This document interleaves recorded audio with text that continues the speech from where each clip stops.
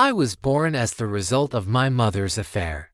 My dad just told me the truth and said that he will not be paying for my college, even though he fully paid for my brother's and sister's education.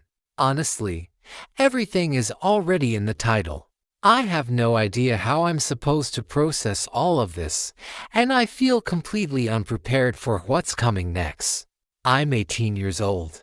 My older brother and my sister both went to the same college. My brother graduated 2 years ago. My sister will graduate in 2 years. My dad paid for their entire education. He covered everything: housing, food, cars, spending money, literally anything they needed. My brother now has a job, his own place, and lives with his fiancée. His life is fully put together. My sister already has a well-paying part-time job, and my dad still covers almost all of her expenses. I was also accepted into that same college, the one I've always wanted to attend. I was really looking forward to sitting down with my parents to talk about the next steps, and I expected to ask them for the same kind of help they gave my brother and sister. I had always assumed that money had already been set aside for my college, just like it had been for my siblings.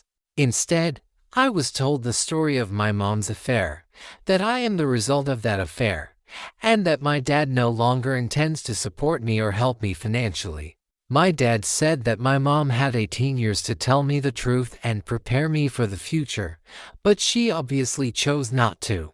He told me that it wasn't his place to say anything because I'm not his biological son, and that he didn't want to interfere with how my mom raised me. Apparently, my grandparents have always known that I'm not his biological child, but it never occurred to them to tell me either.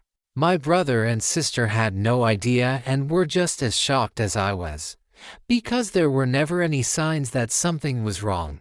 Maybe I'm naive, but I always believed I had a really good relationship with my dad. We went to sports games together, went fishing together. He helped me when I struggled with math. He's an engineer. He taught me how to drive. I never felt like he resented me in any way. He gave me my name, explained what it meant, and he was genuinely proud of it. That's a story he used to tell sometimes. My mom never told me anything like this, even though, as it turns out, she should have had that conversation with me a long time ago and just never did. Right now, I feel abandoned and completely unprepared for the future. I'm not even sure if going to college is still possible for me. I always believed my parents would pay for my education. I've never had a job, and I don't even know what kind of job I could get that would work alongside school. I don't understand loans or financial aid at all. My mom just cries and apologizes, but doesn't offer any real solutions. She doesn't know how to help me either. I don't even know if I'm still welcome in my own home. I'm embarrassed to leave my room, and if they ask me to move out, I honestly have no idea where I would go. I don't have any savings. Maybe around $400.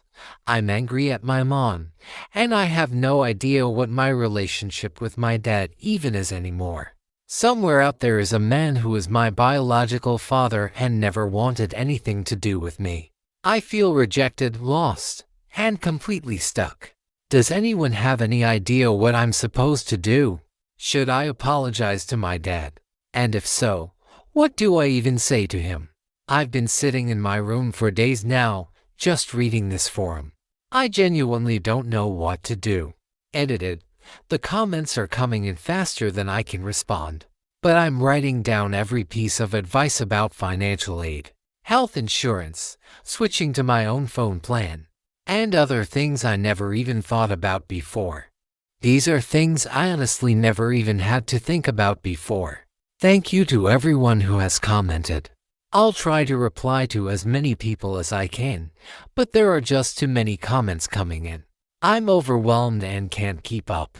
Update 1. Sorry for disappearing for a bit. Nothing bad happened to me. I managed to talk to my mom yesterday, but halfway through the conversation I got scared and didn't say everything I wanted to say. The good news is that I'm not being kicked out of the house, and no one is disowning me or anything like that. Thank you all so much for the support. In a few hours, I'm going to contact the financial aid office at my college and try to figure out what my options are. Last week, my grandfather had a stroke, and my dad has been helping my grandmother arrange full-time in home care, so he wasn't home yesterday. I'll let everyone know how things go. Thanks again. Update 2. Sorry I haven't written in a while. My grandfather passed away yesterday morning. Nothing happened to me personally, but right now my situation feels secondary. Still, I think I'll be okay thanks to all the incredible support and advice I've received here. My sister knows everything that's going on and told me not to worry. She's on my side, and I can count on her support. I promise I'll post another update if there are any major changes. Right now, I need to be there for my grandmother. Thank you all again. Music Update 3. I'm not sure this is exactly what people want to hear, but overall things have mostly returned to a sense of normal, considering everything else that has happened. Unfortunately, my grandfather passed away earlier this week, and I'm still trying to process that. I was able to talk to both my mom and my dad, and now I understand where I stand with them and with my brother and sister. I honestly don't think I would have had the courage to say everything that needed to be said if it weren't for the overwhelming amount of advice and support in the comments. I think it's safe to say that both of my parents love me, and that what happened 2 weeks ago was an extreme reaction during a fight between them. It's unsettling to realize that I don't fully understand what's happening in my own life. Yet complete strangers online were able to describe my situation almost perfectly based on just a few lines of text. A lot of the comments were incredibly accurate. At this point, I've read maybe around 40% of them, but I eventually had to stop because there are just too many. I couldn't keep up. The bottom line is this: I am going to college. The same college I always wanted to attend. And my experience will be the same as my brothers and sisters. The money for all of this exists. My family isn't going bankrupt, like many people assumed. My dad had an emotional breakdown because of everything happening with my grandfather and the ongoing conflict with my mom. Even if my dad had gone through with his decision, my grandmother told me that my grandfather left money for me and my siblings to split, and it would be more than enough to cover my college education. The entire blow-up happened because of incredibly bad timing on my part. My parents had just gotten into a fight, and then I walked in saying something like, "Hey, can you pay for my college?" They were already talking about us, their kids, and my mom said something to my dad along the lines of, "You wanted to leave when I got pregnant," or something similar. I wasn't there for that part. This is just how she explained it to me. My dad was apparently talking about how proud he was of his children, and my mom tried to express her gratitude for the fact that he raised me as his own. My dad interpreted that as her saying the affair was the best decision of her life or something like that. The argument escalated even more, and my mom said something like, "And how do you even know any of the kids are yours?" After that, everything completely spiraled out of control. Not long after that, I showed up with my stupid face. Since then, my parents have made up. My mom is still in a really bad emotional state. My dad also isn't handling my grandfather's death very well. I talked to my brother and sister. My sister completely lost it, tore into my parents over the phone, and drove over immediately. My brother was calmer, but when he came home, he made his feelings very clear as well. My grandfather's death seems to have cooled everyone down and shifted the focus to dealing with that loss. Reading through the comments was eye-opening for me. I realized just how unprepared I was for the outside world. A lot of people asked how it was possible that I didn't know anything about loans, grants, or financial aid. Honestly, when you grow up year after year believing that college is already paid for and that you don't have to worry about it, you just don't think about those things. Of course, I knew loans existed, but I never thought they would apply to me. I went from "I'm going to college and I can't wait" to "You're not my son and I'm not paying for your college" in less than 24 hours. Many people are prepared for that reality from the beginning. They know they'll need loans, a job, housing, and everything else. For me, it was an abrupt and brutal shift in reality. By reading the comments, I was able to put together a list of different tips and advice: what kinds of jobs are available for students, how to find housing, how to open a bank account, get a credit card, choose a phone plan, and more. A lot of the advice was genuinely useful, and I think it will help me even after things return to normal. People called my parents names they've probably never been called in their lives, and reading that hurt. And I didn't even read all the comments. I'm honestly afraid to imagine what else was said. My dad is deeply ashamed of how he reacted and how he behaved, and he keeps apologizing. I understand why he reacted the way he did, but it still hurts. I can't just turn my feelings off. I believe we'll be okay, and this didn't cause permanent damage to our relationship. My mom handled everything much worse, but she's slowly starting to recover and has answered more of my questions.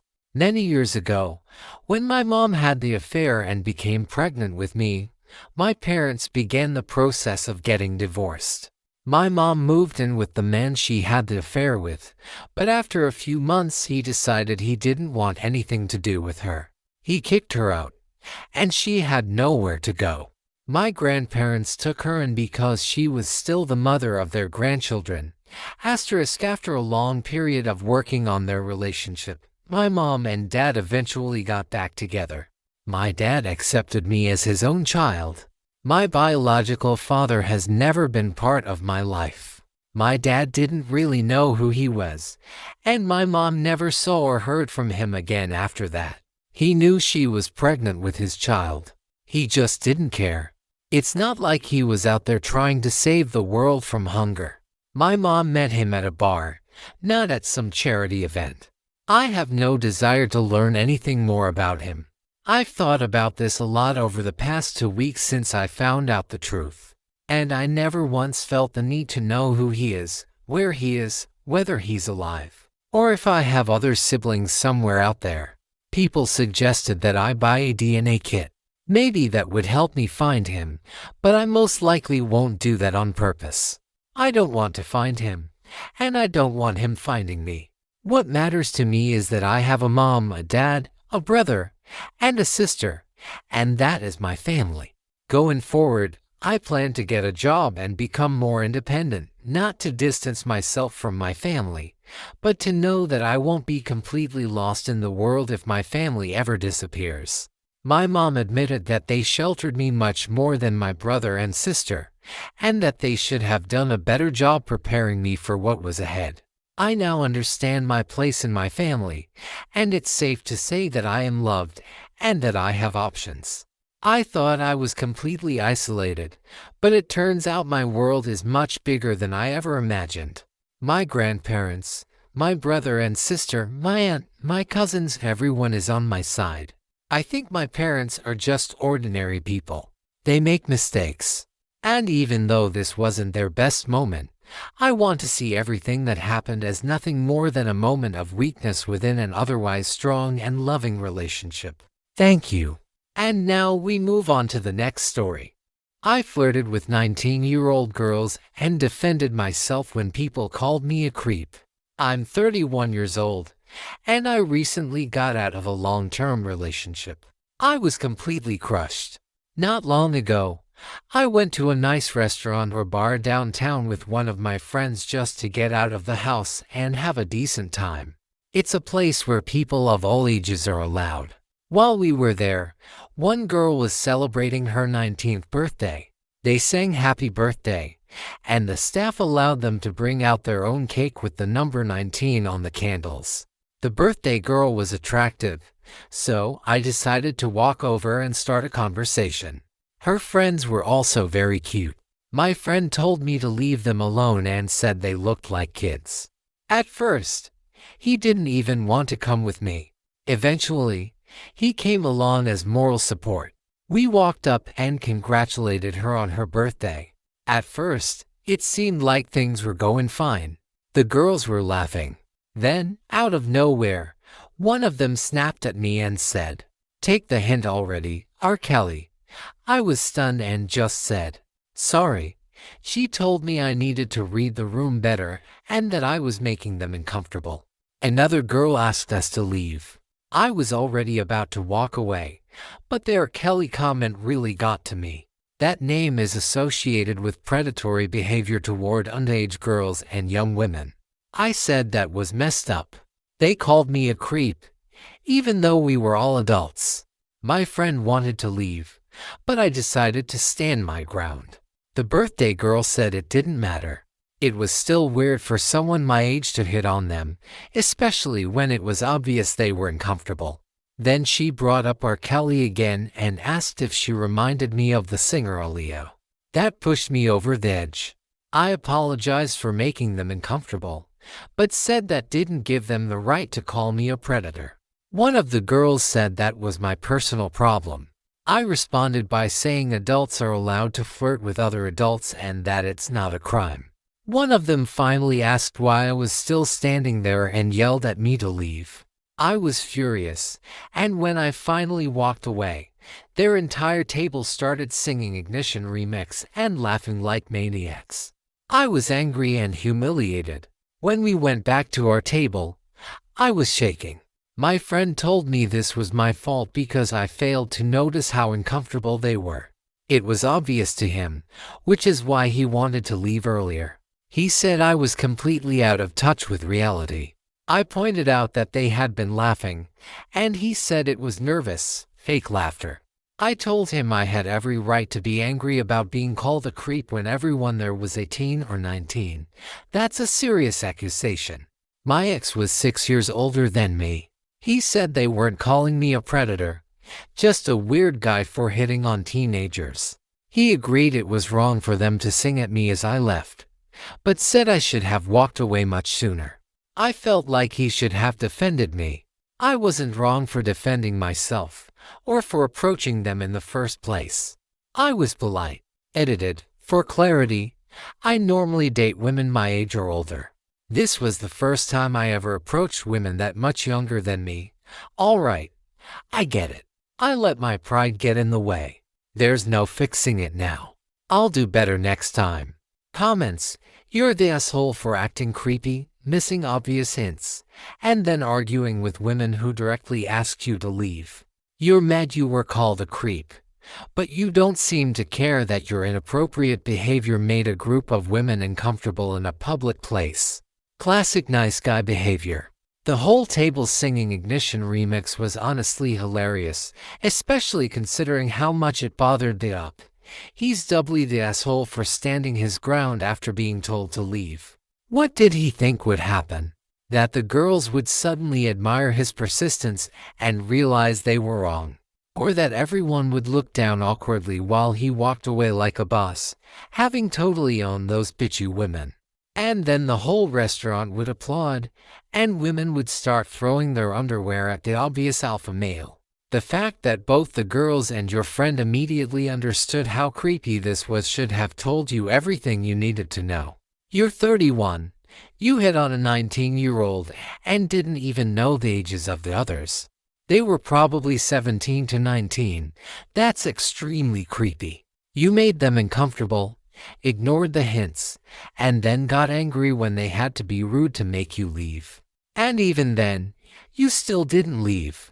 This is terrible behavior, and I genuinely don't understand what you expected. Up next, we have an update from the birthday girl at the restaurant, who found this post. Before that, go ahead and leave your thoughts in the comments, and then we'll hear the other side of the story. Update. I've never had an account on this forum before, but our journalism professor showed it to us, and sometimes I scroll through the front page just to see what's going on. A few weeks ago, I came across a post that basically described my birthday dinner at a restaurant about 3 weeks earlier. At first, I didn't care, but then I felt the need to clarify a few things. I know most people already called the original poster an asshole for his behavior, but some were upset specifically about their Kelly comments and the Ignition song. Was it rude? Yes. But I'm done being nice to creeps. This wasn't a bar, it was a bar restaurant. But in reality it was just a regular restaurant that happened to serve alcohol. We were sitting near a family. This wasn't the kind of place where people go to flirt with strangers. We were minding our own business and having a conversation. He came over and congratulated me on my birthday. I said thank you, and we went back to talking. I genuinely appreciated the birthday wishes, but he didn't leave. We awkwardly laughed and tried to continue our conversation. He stayed and kept interrupting us. Every time he said something, we nodded and turned away. We said thanks, have a good night multiple times, but he still stood there and kept talking. His friend kept finding excuses to walk away. I was irritated, uncomfortable, and grossed out, but I still politely said, "All right, have a good night. Here, take some cake to go." He took the cake, sat down at our table, and said, "The night's not over yet." At that point my friend snapped, and honestly, if she hadn't, I would have. When she called him R. Kelly, she wasn't accusing him of targeting underage girls, she was calling him a creep. 30-year-old men who hit on us are creepy and disgusting, period. We were polite the entire time. I dropped a million hints and even gave him cake to leave with. His own friend was clearly trying to get them to leave. And then he had the nerve to stand there and argue with us. I told him he was too old for us and that it was creepy from the start. After he left, we started singing Ignition to ourselves, not directly at him. It's an old song that our parents used to play for us. Instead of letting some creep ruin our night, we turned it into a funny karaoke moment. P.S. When he asked our ages and then told us his, we became a million times more uncomfortable. He was 30 and trying to flirt with 18 and 19-year-olds at a birthday dinner. We're used to grown men hitting on us, and it's always disgusting. For those saying that if he wasn't ugly it would have been fine, he actually wasn't unattractive and was in decent shape. If I didn't know his age, I could have easily set him up with my aunt. But he's over 30, and that's too old. This isn't taboo hot. I've never met a woman my age desperately wanting a 30-year-old guy. Being called legal is degrading. The whole situation felt nauseating. When he came over, announced his age, and then asked ours, I almost threw up. It felt like he was checking our IDs in a family restaurant. Screw that. I'm tired of being polite to men who act creepy and disrespectful. Edited. 30-year-olds by themselves aren't disgusting. Everyone ages. What's disgusting is 30-year-old men flirting with very young women at a birthday dinner. So, thank you for listening to all of today's stories until the very end. If you enjoyed them, please leave a like on this video and check out our previous videos, which you'll see right here. And if, for some strange reason, you still haven't subscribed to the channel, make sure you do that as well. Good luck to you all.